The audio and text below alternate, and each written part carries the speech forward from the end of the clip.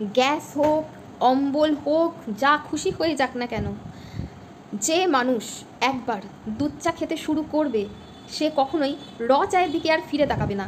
আর যদি একবার র চা যদি খেয়েও নেয়, ভুলবশতও যদি খেয়ে নেয়, তারপরে একটা কথাই বলবে, গ্যাস হয়ে যাক, অম্বল হয়ে যাক, দুধ চা ইজ দুধ চা। সকালে ব্রেকফাস্ট থেকে শুরু করে রাত্রিবেলায় যদি আর অন্য কোনো খাবার যদি না দেওয়া হয়, তাও মানুষ বলবে যে 1 কাপ দুধ চা হলেই যথেষ্ট।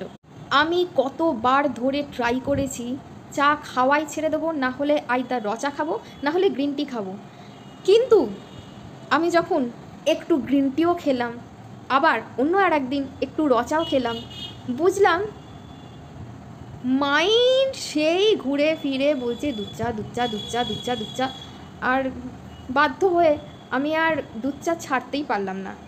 তবে সেই পরিমাণে আমি এখন চা তো খাই না, খাই তবে অল্প করে।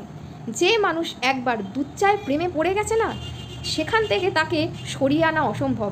ইভেন ওপরে চলে যাওয়ার পরও যমরাজকেও আমরা জিজ্ঞেস করব, দুধ চা হবে?